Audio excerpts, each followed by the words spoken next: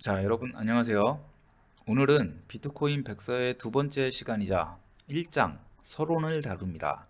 자, 서론은 전체 백서를 아주 짧게 요약한 것이기 때문에 비트코인의 본질을 본격적으로 다루는 내용은 아닙니다.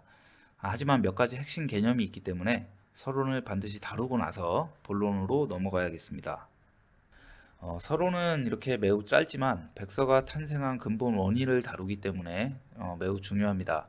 이 서론에서는 기존 시스템의 단점을 먼저 언급을 하는데 사실 대단히 좀 불친절하고 내용도 다소 지루합니다.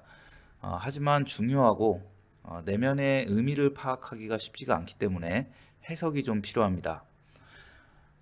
인터넷에서 상거래는 전자결제를 처리할 신뢰받는 제3자 역할을 거의 전적으로 금융기관에 의존해왔다.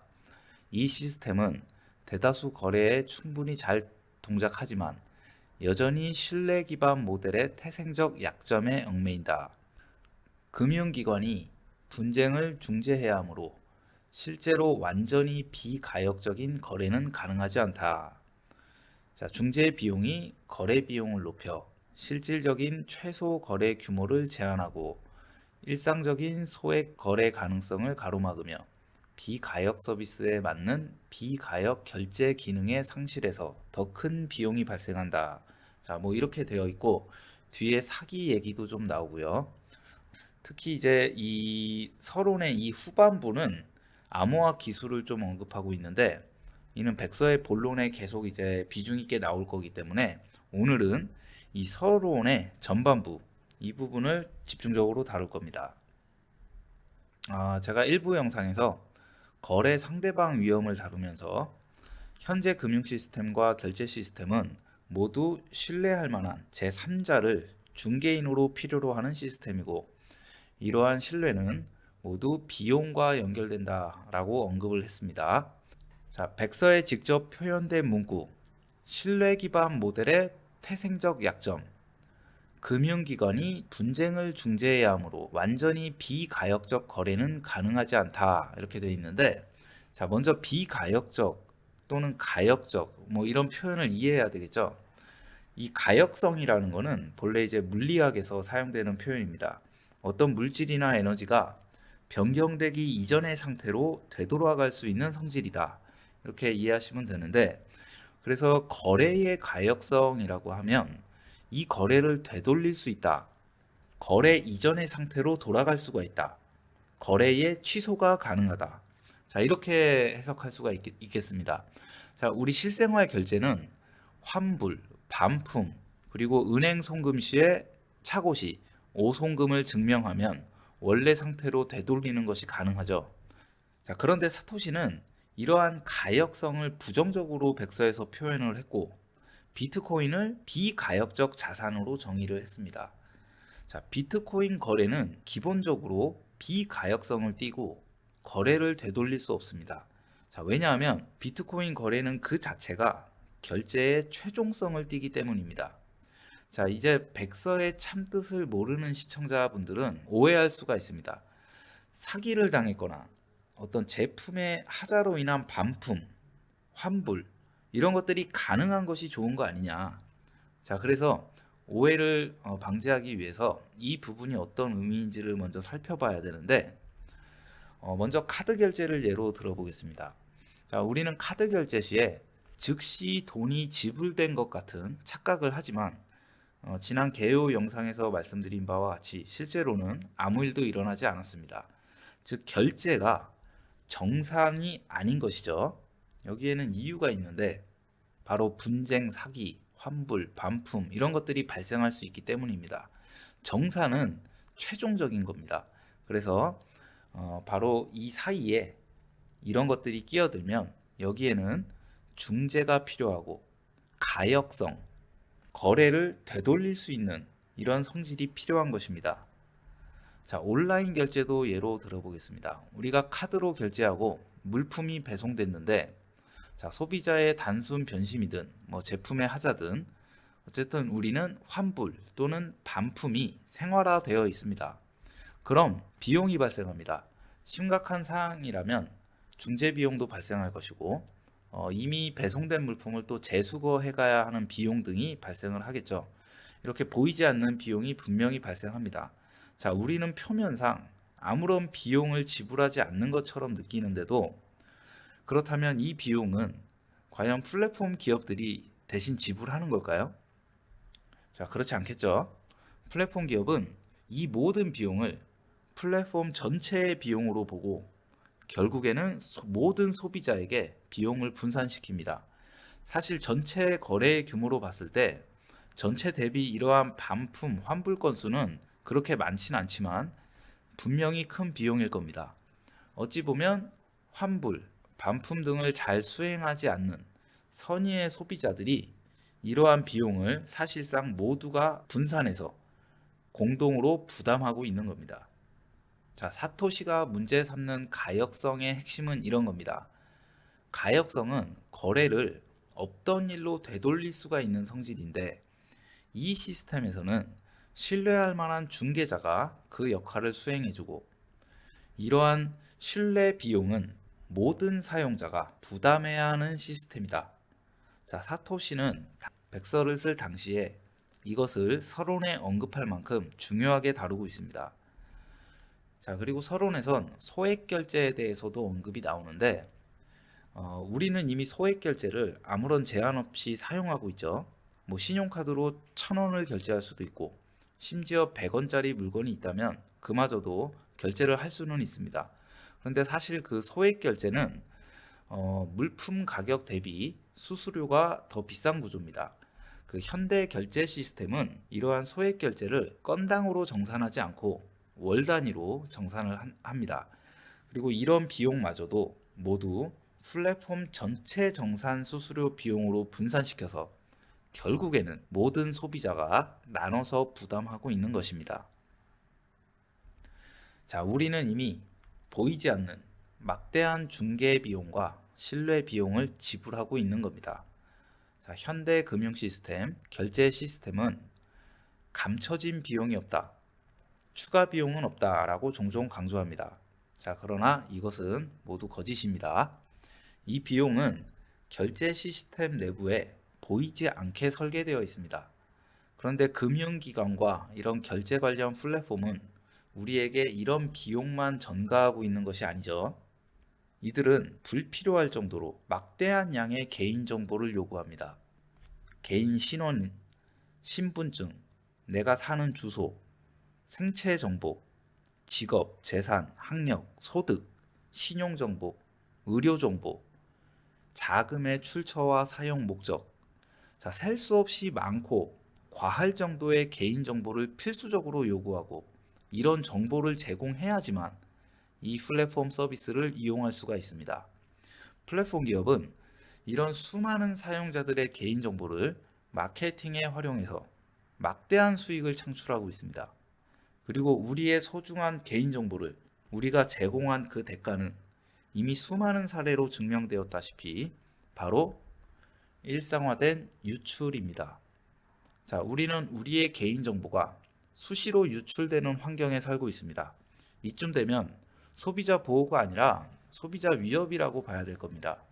자, 너무 흔하게 발생하는 일이라 둔감해질 지경인데, 자, 이건 플랫폼 기업과 금융기업이 이런 정보를 보호할 능력이 처음부터 없었다고 봐야 합니다. 자, 하지만 이러한 사태의 진짜 역효과는 아직 진짜로 다가오지 않았습니다. 다가오는 AI 시대에 이런 개인정보가 우리 생활에 지금보다 훨씬 더 큰 위험으로 다가올 겁니다. 자, 오늘 주제와는 직접적인 연관은 없지만 여러분들은 이 모든 개인정보를 보호하는 일까지도 결국에는 암호화폐의 역할이라는 것을 향후에 공부하게 되실 겁니다. 자, 살펴본 바와 같이 신뢰 시스템의 대가는 처참합니다.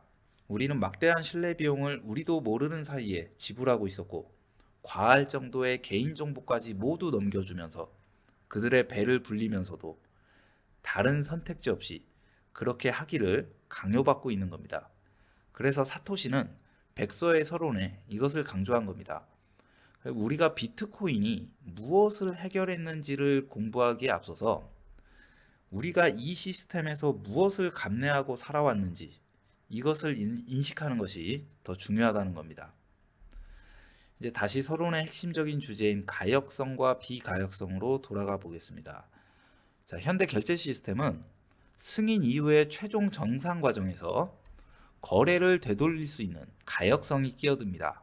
그리고 이것은 분쟁 시의 해결과 소비자 보호라는 명분으로 가능합니다. 자, 그러나 비트코인은 승인이 곧 정산입니다. 중간 과정은 없습니다.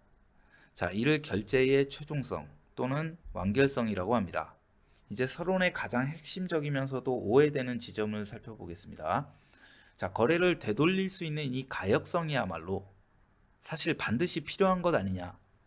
자, 사기를 당할 수도 있고 또는 환불해야 될 일이 있다면, 이것이 잘못된 거래였다면 반드시 되돌릴 필요가 있는데 이게 뭐가 문제라는 거냐. 이런 중재 기능을 수행하는 TTP의 기능은 반드시 필요한 거 아니냐. 이런 기능을 수행하는 TTP가 있기 때문에 어떤 비용을 지불할 가치가 있는 것이다. 뭐 이렇게 생각할 수도 있겠죠.